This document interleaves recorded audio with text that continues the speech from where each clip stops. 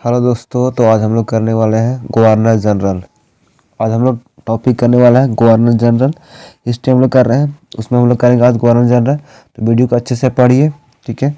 जो नए हैं चैनल को सब्सक्राइब कीजिए, दोस्तों में शेयर कीजिए। पहले हम लोग वन लाइनर करने वाले हैं, उसके बाद में हम लोग देखेंगे MCQ देखेंगे, जो 30+ होगा।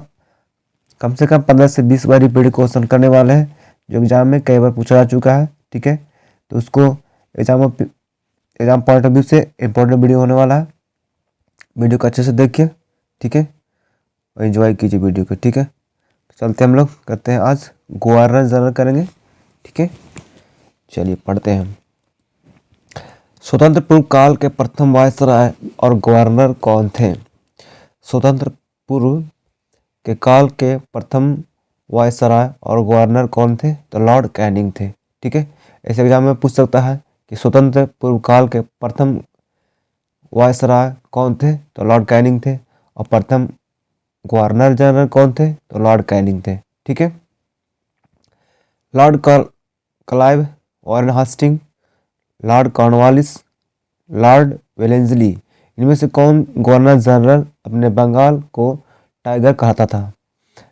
बंगाल का टाइगर किसे कहा जाता था? तो लॉर्ड वेलेंसली को बंगाल का टाइगर कहा जाता था। वह अपने आप को बंगाल का टाइगर मानता था, लॉर्ड वेलेंसली, ठीक है। भारत का गवर्नर जनरल ओवेन मेरेडिथ के नाम से कविताएं लिखता था। कौन सी कविता लिखता था? लॉर्ड लिटनक, लॉर्ड लिटनक, ठीक है। कौन वायसराय बर्मा युद्ध से संबंधित है? कौन सा वायसराय का बर्मा युद्ध से संबंध रखता है? तो ये वायसराय थे Lord Dalhousie, Lord Dufferin. Question इस प्रकार एग्जाम में पूछ सकता है कि किस वायसराय का संबंध बर्मा युद्ध से है? लॉर्ड डलहौजी, लॉर्ड डफरिन, ठीक है। किस विधेयक में प्रावधान दिया गया है कि भारतीय न्यायाधीश भी यूरोपीय व्यक्ति पर मुकदमे चला सकता है? भारतीय न्यायाधीश जो है यूरोपीय व्यक्ति पर मुकदमा चला सकता है, ताकि भारत में काम करने वाले अंग्रेज और भारतीय न्यायाधीश के बीच समानता स्थापित की जा सके। तो किसने पारित किया, प्रावधान दिया? अल्बर्ट बिल ने इसको प्रावधान दिया कि भारतीय न्यायाधीश जो है यूरोपियन व्यक्तियों पर मुकदमे चला सकता है, ठीक है।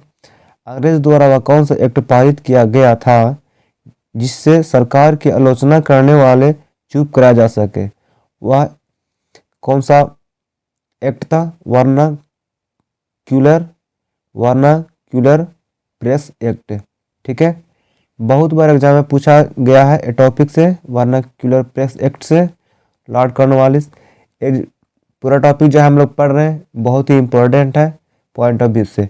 तो वीडियो को अच्छे से देखिए, जो लोग नए हैं चैनल को सब्सक्राइब कीजिए, एंजॉय कीजिए वीडियो के, ठीक है।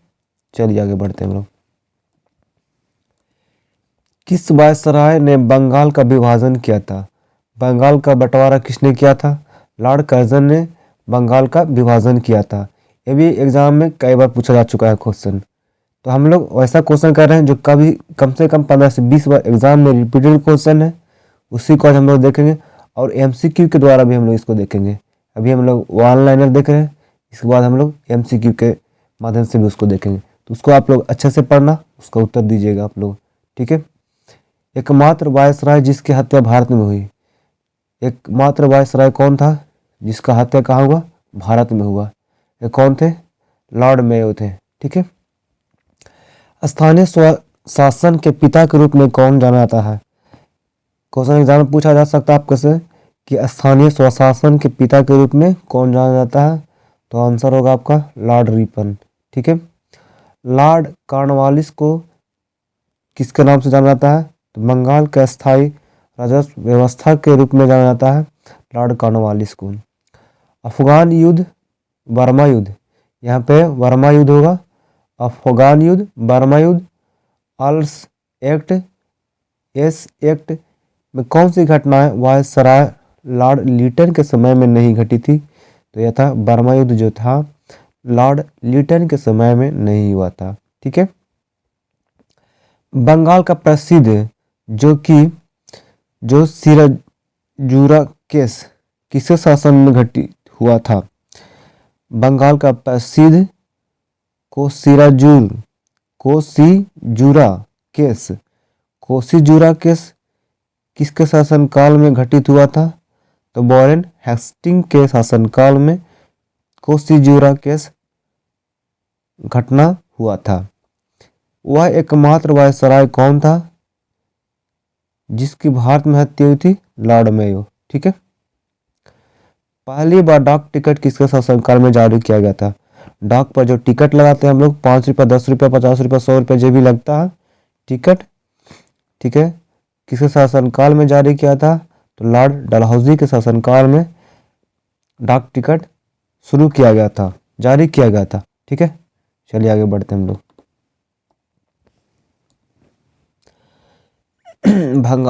भारत में बजट व्यवस्था का आरंभ किसके शासनकाल में हुआ था?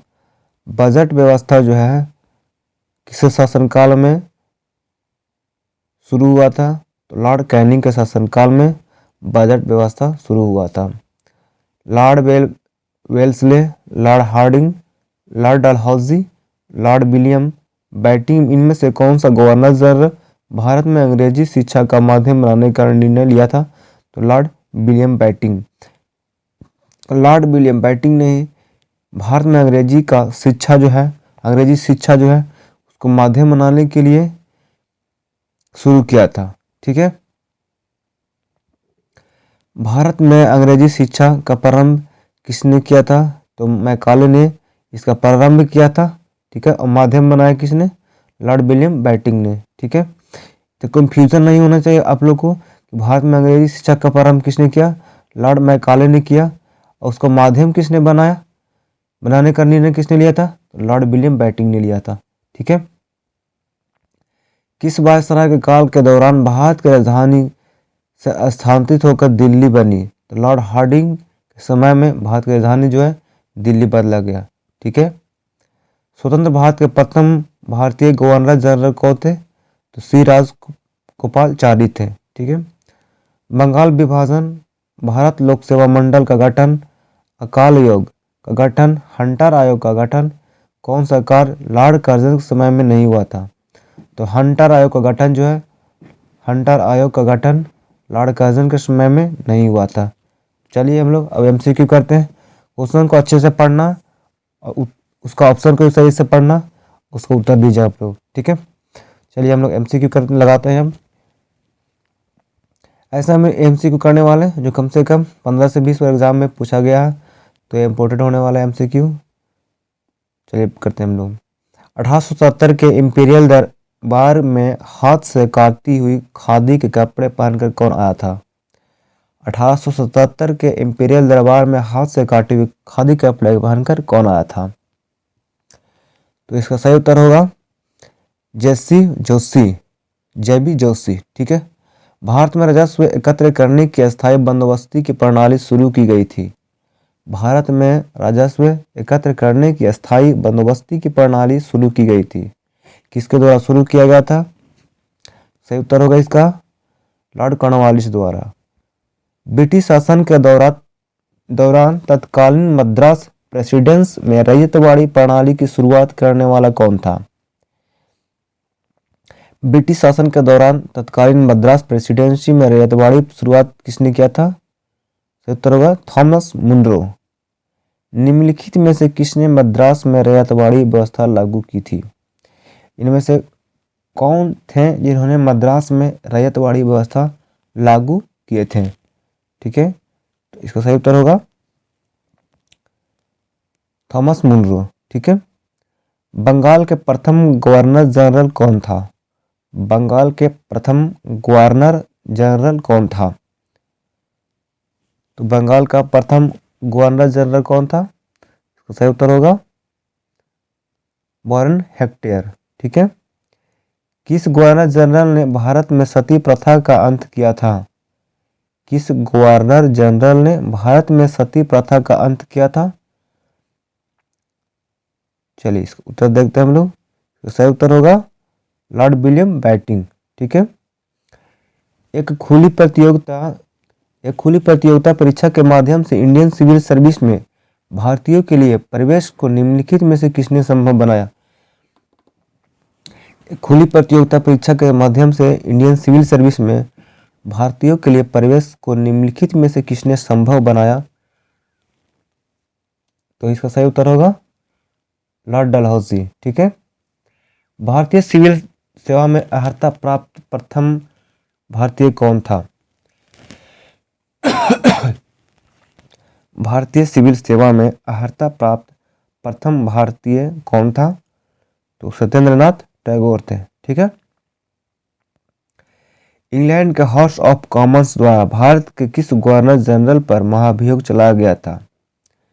इंग्लैंड के हाउस ऑफ कॉमन्स द्वारा भारत के किस गवर्नर जनरल पर महाभियोग चलाया गया था? सही उत्तर होगा इसका वॉरेन हॉस्टियर। ठीक है। निम्नलिखित में से कौन सा बंगाल का अंतिम गवर्नर जनरल था? इनमें से कौन जो है बंगाल का अंतिम गवर्नर जनरल था? विलियम बैटिंग, बर्न हेक्टेयर, लॉर्ड कॉर्नवालिस, लॉर्ड वेलेंसली। सही उत्तर होगा विलियम बैटिंग। निम्नलिखित में से कौन सा गवर्नर जनरल ठगी प्रथा के उन्मूलन से संबंधित था? इनमें से कौन गवर्नर जनरल थे जिसका संबंध ठगी के उन्मूलन से था? सही उत्तर होगा लॉर्ड विलियम बैटिंग। निम्नलिखित में से कौन भारत का पहला वायसराय था? भारत का प्रथम वायसराय कौन था? भारत का प्रथम वायसराय कौन था? तो सही उत्तर होगा लॉर्ड कैनिंग थे। ईस्ट इंडिया कंपनी का अंतिम जनरल और क्राउन अधीन पहला वायसराय कौन था? ईस्ट इंडिया कंपनी का अंतिम गवर्नर जनरल और क्राउन अधीन पहला वायसराय कौन था? सही उत्तर होगा लॉर्ड कैनिंग था। डॉक्ट्रिन ऑफ लैम्प्स किसने प्रारंभ किया था?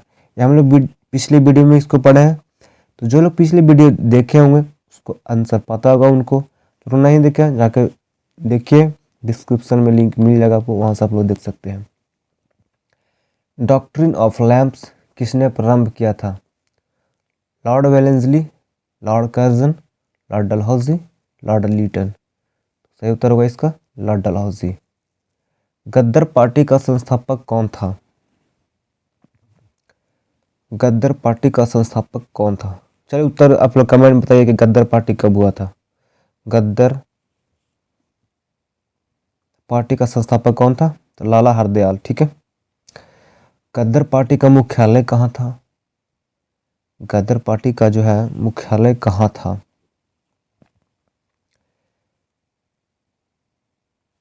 तो इसका सही उत्तर होगा सैन फ्रांसिस्को। ठीक है, सैन फ्रांसिस्को। निम्नलिखित में से किसने गद्दर आंदोलन में महत्वपूर्ण भूमिका निभाई थी? इनमें से कौन जो है जिन्होंने गद्दर आंदोलन में महत्वपूर्ण भूमिका निभाई थी? श्याम जी कृष्ण वर्मा, लाला हरदयाल, बिपिन चंद्र पाल, विष्णु गणेश पिंगली। सही उत्तर होगा लाला हरदयाल। भारत में पहली बार सन 1853 में किस स्थान से रेल यात्रा प्रारंभ की गई थी? रेल यात्रा कब शुरू किया गया था? भारत में 1853 में शुरू किया गया था पहली बार। यह कहाँ से आरंभ किया गया था? सही उत्तर होगा मुंबई से। भारत में स्थानीय स्वशासन का जनक किसे कहा जाता है? भारत में स्थानीय स्वशासन का जनक किसे कहा जाता है? इसका सही उत्तर होगा लॉर्ड रिपन। ठीक है। ब्रिटिश प्रशासन के दौरान निम्नलिखित में से किस गवर्नर जनरल ने हड़प नीति अपनाया था? ब्रिटिश प्रशासन के दौरान इनमें से किस गवर्नर जनरल ने हड़प नीति अपनाया था? सही उत्तर होगा इसका लॉर्ड डलहौजी। लॉर्ड डलहौजी। किस भारतीय राज्य पर कब्जा करने के लिए राज अपहरण नीति को अपनाया गया था? किस भारतीय राज्य पर कब्जा करने के लिए राज अपहरण नीति को नहीं अपनाया गया था? ठीक है। तो इसका ऑप्शन है सतारा, नागपुर झांसी, पंजाब। सही उत्तर होगा पंजाब। ठीक है, आगे बढ़ते हैं। टेलीग्राम लाइन, टेलीग्राफ लाइन सर्वप्रथम कहाँ से कहाँ तक बिछाई गई थी? कोलकाता से आगरा, आगरा से जयपुर, दिल्ली से शिमला, कोलकाता से रानीगंज। सही उत्तर होगा कोलकाता से आगरा। भारत का अंतिम वायसराय कौन था? भारत का अंतिम वायसराय कौन था?